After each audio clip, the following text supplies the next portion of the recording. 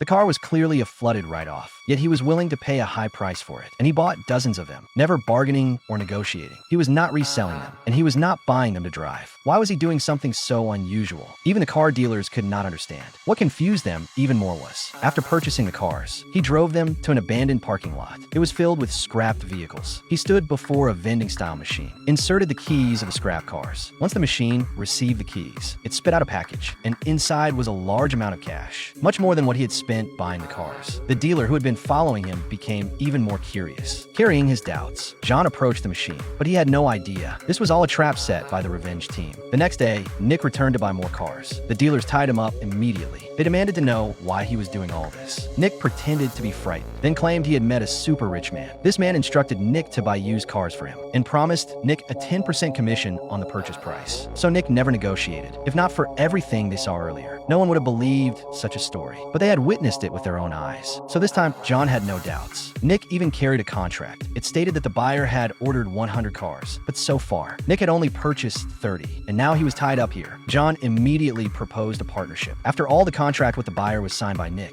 If something went wrong later, Nick would be the one taking the blame. But their dealership had only 36 cars in stock, plus the 30 Nick had bought earlier with a fake money plan. They were still 34 cars short, but there was no need to worry, because that was the next step of the revenge plan. At this moment, Mike from the revenge team was producing flooded cars. Judy was posting sales information. The flooded cars were ready for John to take the bait. Unexpectedly, as soon as John saw the listing, he contacted them immediately. That night, they arrived at the agreed location. Since Mike operated a taxi company, everything seemed perfectly reasonable. The gang was thrilled when they saw the flooded cars. They inspected many parts carefully. When the time was right, Mike revealed himself. After a convincing performance, both sides began signing the contract. John wanted to finish the deal quickly, so he showed sincerity. He was willing to pay a relatively high price to buy the scrapped flooded cars, and he would pay in cash. Mike agreed without hesitation. The moment John walked out, Mike appeared again, since the contract was now signed. The very same method the gang used to scam their customers. Mike now used to scam John. Realizing he had been tricked, John immediately called in his enforcers.